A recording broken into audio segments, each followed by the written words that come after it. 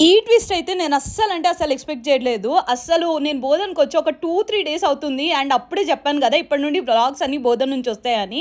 But నేను నిజామాబాద్‌కి తిరిగి పోవాల్సి వస్తుందనమాట. అసలు నేను ఎట్లా ఎక్స్పెక్ట్ చేసినానో అట్లా అవ్వట్లేదు life.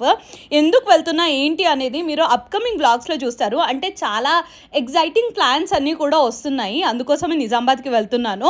So with heavy hearts mummy వాళ్ళకైతే బాయ్ చెప్తున్నాను. ప్రస్తుతానికి మళ్ళీ మేబీ బోధన్‌కి వెళ్ళే చాయిస్ ఉందనమాట. నేను ఈ 3-4 డేస్లోనే దగ్గర ఒక 500-700 కిలోమీటర్స్ అయితే ట్రావెల్ చేశాను. మళ్ళీ తమ్ముడు నన్ను నిజామాబాద్లో వదిలిపెట్టడానికి వెళ్తున్నాడు అనమాట. జస్ట్ 4 డేసే అయింది. ఆకాంక్ష అమోహ ఆశీష్ని చూసి ఏదో యుగాలు అయిపోయింది నిన్ను చూసి అన్నట్టు బిల్డప్ ఇచ్చేసారనమాట. ఫైనల్గా నిజామాబాద్ అయితే వచ్చేసాము. నిజామాబాద్లో ఇంకొక వ్లాగ్ తీశాను. ఆ వ్లాగ్ ఏంటో మీరు కింద గెస్ చేయండి. అంటే నేను ప్రతిసారి నిజామాబాద్కి వస్తే చేసే పని అనమాట అది. ఇలాంటి కంటెంట్ కావాలి అంటే సబ్స్క్రైబ్ చేసుకోండి అండ్ నెక్స్ట్ వ్లాగ్స్ కోసం వెయిట్ చేయండి.